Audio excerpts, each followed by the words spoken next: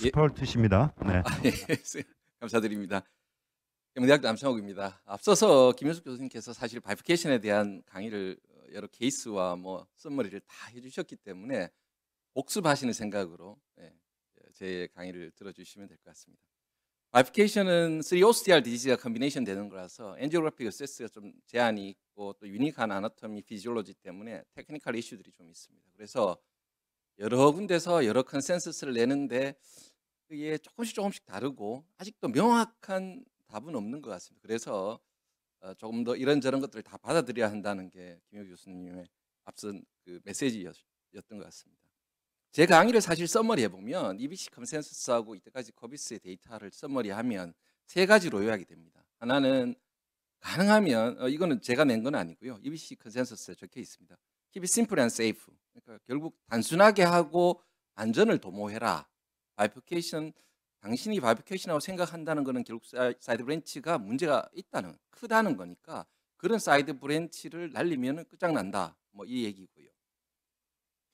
그렇기 때문에 가능하면 메탈, 홀린 바디를 좀 줄여서 하는 스트래티를 정하는 게 좋겠다.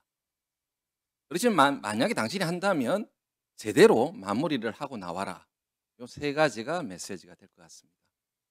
이걸 조금 더 풀어서 제가 강의를 드려보도록 하겠습니다. 일단 그 바이포케이션한 얘기는 사이드 브랜치가 충분히 커야 되는 거죠. 그래서 이거는 뭐 트리트먼트 할 만한 가치가 있다고 얘기할 때 그게 이제 진짜 진짜 우리가 관심이 있는 바이포케이션이 되겠습니다. 근데 마이오카디얼 버든 10%를 넘는 바이포케이션 사이드 브랜치가 뭐 이렇게 좀 걸쳐져 있습니다. 다이고널, OM 뭐 이래서 눈을 좀 제대로 키우는 게 중요한데요. 예를 들자면 그 구보건쌤 퍼블리케이션 중에 하나인데요. 다이고널 예를 들자면 다이고널이 10% 이상의 마이오카디얼 버든을 커버를 하려면 싱글 또는 아주 도미넌트한 다이고널 브랜치여야 되고 그게 라테럴 월, 서크 테리토리를 커버리지를 같이 할 정도가 돼야지 그게 10%가 넘는. 그래서 그런 눈을 키우는 게 굉장히 중요한 것 같습니다.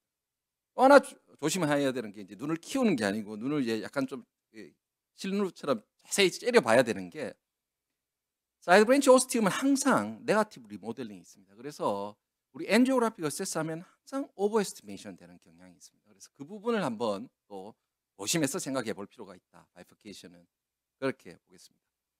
이 슬라이드는 이제 김 교수님께서 앞서서 보여주신 그런 이제 바이피케이션의 특이점 때문에 심플하게 가자가 요새 트렌드고 그런 부분들이 이렇게 점점 최근으로 들어갈수록 심플 크로스오버가 많아집니다.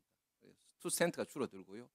아웃컴 역시 따라가는 거죠. 심플하게 하니까 아웃컴이 더 좋다. 물론 디바이스의 개발도 좋아졌고 또 메디컬 세라피도 잘해서 그렇겠지만 어쨌든 테크니컬하게 심플하게 가는 게 좋겠다. 그리고 스텐트 넘버를 줄여라. 뭐 이것은 이제 여러 리스트리 데이터 또는 랜덤 스타디에서도 확인이 됐었고 우리 코비스 데이터에서도 결국 투 스탠트 스트래티지가 많이 좋아지긴 했습니다만은 여전히 원 스탠트 스트래티지를 이겨내지는 못하는. 그래서 꼭 필요한 경우 아니면 투 스탠트 안 쓰는 게 맞겠다라고 생각해 볼 수 있을 것 같습니다. 그래서 이런 바이피케이션 리전에서 시스템 투 스탠트를 할 건지 프로비저널 스트래티지로 갈 건지는 몇 가지 이제 중요한 팩터들을 좀 볼 필요가 있는데요. 이제 뭐 제일 중요한 건 정말로 치료할 만한 사이드 브랜치다. 마이오카이드 버든이 크다. 뭐 예를 들자면 다이고널이지만 싱글 다이고널이고 나와서 이제 이렇게 라테럴 다 커버를 하죠. 이런 거라든지 리전 랭스가 좀 길면 여기 서크 프록시말 리전이 좀 길죠. 또는 이제 스탠트 넣어버리고 나서 심플 크로스오버 했을 때 사이드 브랜치 로스할 가능성이 있다든지 리와이링 못한다든지 뭐 이런 것들을 이제 고려를 해서 이런 것들이 많으면 아무래도 투 스탠트로 가는 게 좋을 것 같고요. 아니면 이제 프로비저널 가는 거죠. 여기서 피지올로지는 별 의미가 없습니다. 그래서 이걸 두고 피지올로지 해서 뭐 결정하겠다는 말이 안 되는 거죠. 그러면 어떤 사이드 브랜치가 정말 잘 날아갈 것이냐? 심플 크로스오버하고. 그래서 여러 연구들이 있었습니다. 뭐 이런 저런 연구들이 있는데 이거 썸머리 해보면요. 결국 메인 베슬의 프록시말 플렉 버든이 어느 정도 되느냐. 사이드 브랜치에 가깝지만 메인 베슬의 이제 사이드 브랜치 위쪽에 있는 프록시말의 입시 라테랄 플렉 버든이 굉장히 중요합니다. 그게 바로 심플 크로스오버 했을 때 플렉 시프팅 되는 거죠. 그리고 사이즈 디스크레펀시 이 얘기는 뭐냐면 사이드 브랜치의 기시점을 기준으로 해서 메인 베슬의 프록시멀 파트하고 디스탈 파트의 베슬 사이즈가 얼만큼 다르냐가 중요합니다. 결국 거기서 큰 스탠트를 넣어버리면 메인 베슬의 디스탈 파트의 칼라이나가 이제 쫙 옆으로 옮겨가는 거죠. 그래서 플렉 시프팅과 카리나 시프팅이 뭉쳐져서 이제 사이드 브랜치를 이제 날려가게 하는 거죠. 물론 사이드 브랜치 오스티아 플렉 버튼도 중요하고 사이드 브랜치 랭스도 중요합니다. 앵글, 플렉 컴포지션이 스럼브스 또는 칼시피케이션이 많이 있다면 이런 것들도 굉장히 중요합니다. 그래서 이런 것들을 파악하기 위해서는 엔지오도 좋지만 사실 이거 제대로 보려면 아이브스를 보지 않으면 잘 알 수가 없습니다. 그래서 JBC, KBC 컨센서스 페이퍼에서 저희가 이제 아이브스 리커멘데이션이 있는데 프리 이발루에이션을 이미지로 제대로 하는 것이 중요하겠다라고 권하고 있습니다. 뭐 그럼에도 불구하고 사실은 코비스 2나 코비스 3에서 트루 바이피케이션 또는 랩트맨에서는 확실하게 이제 아웃컴이 더 나쁩니다. 그래서 이러한 진짜 트루 컴플렉스 라지 사이드 렌지 바이피케이션 프로비저널 스트레치 어프로치 하면 어떻게 되냐? 이게 바로 이제 DK 크러시죠. 이런 데다가 그냥 프로비저널 하겠다고 스텐트 거기 안 넣고 얼른 막 확 찢어버리면 아웃컴이 굉장히 나빠질 수 있습니다. 그래서 이거는 투 스텐트 스트레치로 가야 되는데 그러면 이제 어느 투 스텐트 스트레치가 좋을지는 앞서서 김효숙 교수님께서 강의를 잘 해주셨습니다. 그래서 대체적으로 비슷한 것 같아. 뭐 어느 쪽을 더 서포트 할 건 없지만 국내에서 뭐 크러싱을 많이 하고는 있습니다. 그래서 자기한테 패밀리한 테크닉을 가지고 어프로치하는 것이 더 중요하지 않나 싶고요. 다만 옛날 코비스 2 데이터를 기준으로 보면 사이드 브랜치에 디지즈가 많으면 사이드 브랜치 스텐트를 먼저 하는 스트래티지, 메인 베슬에 디지즈가 많으면 메인 베슬을 먼저 하는 스트래티지가 조금 더 낫지 않는가. 그래서 자신 없는 부위가 날아가지 않도록 하는 그런 테크닉들을 어프로치를 하시면 좋을 것 같고요. 뭐 파이널에 옵티미제이션 하는 것은 이제 마지막에 다시 한번 언급드리겠습니다. 투 스탠스 스트래티지는 뭐 사실 그렇게 해서 파이널까지 옵티미제이션 잘 하면 되는 거고요. 만약에 이제 내가 프로비저널을 하겠다, 즉 이제 앞서서 이렇게 말씀드렸던 이런 조건들에서 조건들이 그렇게 많지 않다라고 생각된다면 이럴 때는 우리가 프로비저널 어프로치를 시스템 투 스탠트 가지고 프로비저널 해도 됩니다. 왜? 프로비저널 하다가 세컨 스탠트 넣더라도 김효수 교수님 강의에서 있듯이 뭐 아웃컴이 크게 나쁘지 않으니까 프로비저널 할 만한 상황에서는 프로비저널 어프로치 하는 게 좋겠다. 메탈 버든을 줄이기 위해서. 근데 자신이 없다? 그러면 이미지를 한번 더 보는 게 좋다는 거죠. 엔지오뿐만 아니라 아이브스 가이던스로. 이 LAD 다이고널, 빅 다이고널 바이피케이션 리즈는 엔지오그래픽하기는 1112 바이피케이션입니다. 근데 아이브스를 자세히 보시면 다이고널 오스가 비교적 괜찮습니다. 플렉 버튼이 대부분 여기 메인 베슬에 여기 바이피케이션 모여 있는데 가득 플렉이 있었다는 거예요. 물론 이 아이브스는 이제 LAD 쪽에 벌룬을 하고 다이고널 쪽은 전혀 손을 안 대고 한 아이브스였습니다.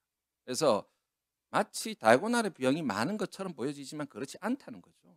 그래서 스케마틱하게 그림을 보여드리면 이런 식의 상황이었다는 겁니다. 그러면 렐라티브하게 사이드 브랜치 오스티움은 잘 유지가 되고 있고 플렉은 대부분 메인 베슬에 있는데 메인 베슬의 프록셔널 파트에 꽤 있다는 거죠. 여기서 플렉 시프팅이 일어나는 겁니다. 그리고 또 하나는 메인 베슬의 디스탈 파트하고 프록셔널 파트의 사이즈 디스크레펀시가 크다고 했습니다. 그럴 때 과거에 이런 스텐트를 이런 데서 프록시멀 사이즈에 맞춰서 그냥 스텐트 해버리면 카리나 시프트가 아주 어그레시브하게 일어나서 플렉 시프팅하고 합쳐져서 사이드 브랜치가 날아가는 거죠.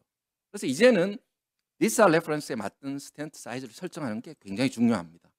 그래서 아이브스를 통해서 이제 그런 사이즈나 이런 것들을 다 여기는 3.5, 4.0, 4.0 스텐트를 선택하면 안 된다는 거죠.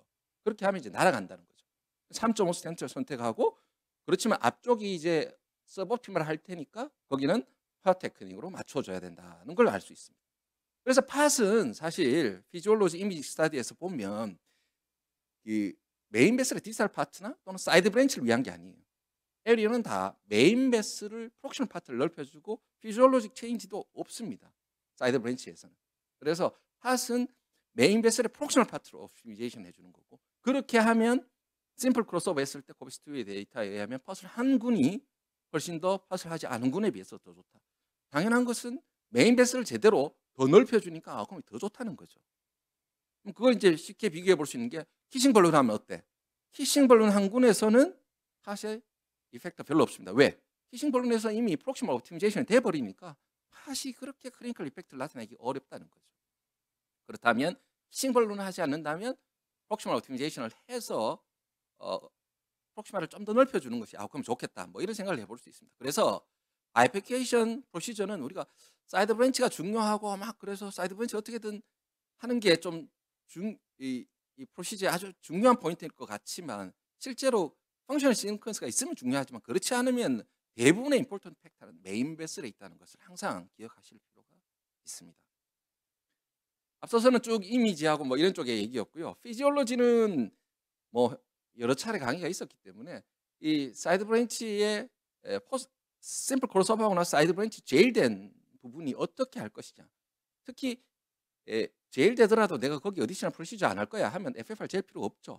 FFR이 필요한 경우는 단 한 조건이죠. 내가 사이드 브랜치를 프로시저를 더 해야 되겠어. 근데 그 정당성이 있느냐를 확인하기 위해서 이제 하는 거고 루틴으로 그냥 심플 크로스오버 했는데 서크가 크니까 서크는 스텐트를 열어야 된다. 그럴 필요 없다는 거죠. 우리 코비스의 레프트맨 서브스타디에서도 그냥 루틴 열어주는 게 별로 의미가 없다. 레인 리스트리 레프트맨이 2,000명 이상 했는데 심플 크로스오버하고 원 스텐트 했을 때는 키싱 블론 해봐야 베니핏 없더라. 루틴 열어주는 게 별 의미는 없겠다. 도리어 이제 팟 같은 테크닉을 포커스하는 게 더 맞는 거죠. 그리고 여러 연구에서 사이드 브랜치에다가 그냥 갖다 대고 뭔가를 더 하면 할수록 아웃컴이 더 좋아지는 건 없고 같거나 더 나빠지는 것을 확인할 수 있었습니다. 그래서 우리 생각처럼 되지는 않는다는 거죠. 사이드 브랜치 프로시저가.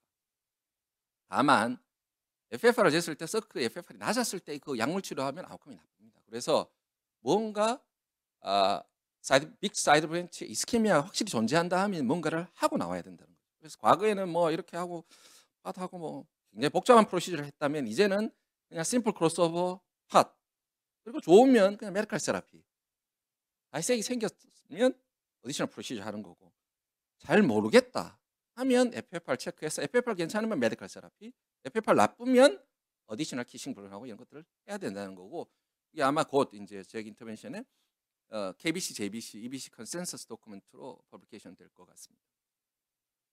근데 정말로 문제가 있어. 그러면 이제 어디셔널 프로시저를 해야 된다고 말씀드렸죠. 그래서 어디셔널 프로시저 할 때는 키싱, 리팟 뭐 이런 식으로 하게 되는데 레인 리스트리 데이터에 의하면 가능하면 리팟을 할 경우라고 생각된다면 숏 오버래핑해서 숏 오버랩 키싱 볼룬을 하고 리팟을 해서 모양을 갖춰주면 좋겠다라고 그렇게 하는 그 아웃컴의 영향이 가장 좋은 방향으로 가겠다라고 나와 있습니다. 마지막으로는 이제 옵티미제이션이죠. 뭐 어쨌든 이렇게 하든 저렇게 하든 원 스탠트 하든 투 스탠트 하든 여튼 메인 뱃을 제대로 하고 나와야 된다. 근데 제대로 했다는 것을 어떻게 확인할 수 있느냐? 결국 아이부스나 OCT 뭐 이런 이미징 스타디로 통해서 이제 확인할 수가 있을 것 같고요. 안타깝게도 이제 랜덤 스타디가 없습니다. 그냥 프로펜스 매칭 스타디로 non left main bifurcation 또는 뭐 left main bifurcation 투 스탠트에서의 이미지 아이부스 가이던스. 여튼 이미징 가이던스로 하면 결국 뭘 옵티미제이션을 하게 되고 그게 클리니컬 아웃컴이 더 좋았다는 것이 기존의 데이터입니다. 그래서 KBC, JBC 컨센서스에서 이미징 가이던스는 프리 이발루에이션 그리고 포스트에 확실하게 잘 해놨는지 확인하고 나오는 게 중요하겠다라고 저희가 권고를 하고 있습니다. 그래서 바이피케이션 아이부스는 뭐 그 아산 데이터죠. 5, 6, 7, 8 그렇게 했더니 이런 거에 옵티미제이션 잘 돼 있으면은 아웃컴이 굉장히 좋은데 떨어져 있으면 못하다 이런 얘기가 있습니다. 다만 이 5, 6, 7, 8에 너무 스톡될 수는 없는 게 환자가 몸이 아주 덩치가 큰 사람이 있을 수 있고 작은 사람이 있을 수 있기 때문에 과연 이 5, 6, 7, 8에서 이런 뭐 5, 6 이런 것들이 정말 어떤지는 좀 고민해 볼 필요가 있을 것 같습니다. 그래서 케이스 바이 케이스로 어프로치할 필요가 있을 것 같습니다. 서머리 하겠습니다. 바이피케이션은 유니크한 아나토미 가지고 있습니다. 그래서 아나토미 피지올로지의 디스크리펀시도 존재하고 그래서 이거 정말로 중요한 혈관이 맞는가 사이드 브랜치가 이걸 해결해야 되는 사이드 브랜치가 맞는가를 판단하는 게 중요할 것 같습니다. 그리고 좀 잘 모르겠다 싶으면 이미지 가이던스에서 하면 스트레티를 정하는데 굉장히 도움이 많이 됩니다. 시스테믹 투 스탠트 할지 프로비전 어프로치 할지 가능하면 심플하게 어프로치를 해야 되고요. 사이드 브랜치를 날려먹으면 이제 그냥 도라미 타불이니까 날리지 않도록 그렇게 하는 게 중요할 것 같습니다. 그리고 어디셔널 프로시저 스탠트 옵티미제이션 하는 것에 주저할 필요는 없습니다. 뭐 안전하게 한다고 해서 덜 해놓고 나오면 끝장이죠. 그래서 옵티미제이션 하는 게 굉장히 중요한 거고 테크닉은 내가 잘하는 걸 해야 된다는 거 잊지 마시고 그래서 전 프로시저에 의해서 comprehensive understanding 뭐 이해도가 바이퍼케이션에 대한 이해도가 높은 게 중요하고 그런 것들은 이미지를 통해서 많이 판단할 수 있지 않을까 생각됩니다. 경청해 주셔서 감사드립니다.